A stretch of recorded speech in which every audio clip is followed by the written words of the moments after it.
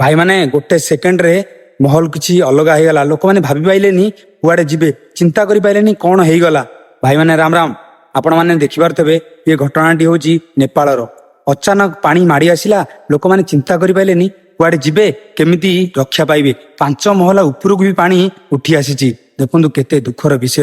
ଆପଣ ଦେଖନ୍ତୁ ଆଖିରୁ ଲୁହ ଆସୁରି। ଏମିତି ବିପଦ କୋଉ ଦେଶକୁ ନେଇ କୋଉ ରାଜ୍ୟକୁ ନ ମିଳୁ। ଏଇଭଳିଆ ଜଗନ୍ନାଥଙ୍କ ପାଖରେ ଏତିକି ପ୍ରାର୍ଥନା ମୁଁ କରିବି ଯେ ପ୍ରଭୁ ତାଙ୍କୁ ରକ୍ଷା କର।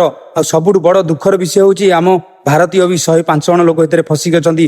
ଯାଇଥିଲେ ଭୋଳାନାଥଙ୍କୁ ଦର୍ଶନ କରିବାକୁ ପାଣି ଢାଳିବା ପାଇଁ। ହେ ପ୍ରଭୁ ଭୋଳାନାଥ ତାଙ୍କୁ ସେମାନଙ୍କୁ ରକ୍ଷା କର, ତାଙ୍କ ପରିବାରକୁ ସାହସ ଦିଅ। ପ୍ରଭୁ କଣ କରିଦେଲ। ମାନେ ବଡ ଦୁଃଖ ବିଷୟ ହେଉଛି ଯେ ସରକାର ଜାଣିଥିଲେ 13 ମାସ ପୂର୍ବରୁ ଯୋଉ ନେପାଳରେ ସେ ନଦୀଟା ଭାଙ୍ଗି ଯାଇଥିଲା, ଯାଞ୍ଚ କରାଯାଇଥିଲା ଯେ ଆଉ ଥରେ ଏଇଭଳି ହେଇପାରିବ। ସରକାର କୋଉଠି ବସିଥିଲେ? ସରକାର ଜାଣିଥିଲେ। ତାହେଲେ ଏଇ ଜୀବନ ଯୋଉ ଚାଲିଗଲା ଦାୟୀ କିଏ ହବ? ଆପଣ ମାନେ କୁହନ୍ତୁ। ସରକାର ସବୁ କିଛି ଜାଣି ଶୁଣିକି କଣ ପାଇଁ ଚୁପ୍ ହେଇ ବସିଥିଲା? ଭିଡିଓଟି ବହୁତ ମାତ୍ରାରେ ସେୟାର କରନ୍ତୁ, ସମସ୍ତ ପାଖରେ ପହଞ୍ଚିବାର ଅଛି ଆଉ ସମସ୍ତେ ଜାଣିବାର ଅଛି। ଆଉ କମେଣ୍ଟ ବକ୍ସରେ ମତ ଦିଅନ୍ତୁ ସରକାର କଣ ଏଠି ଠିକ କରିଛି ନା ଭୁଲ କରିଛି ସେ ନେପାଳ ସରକାର।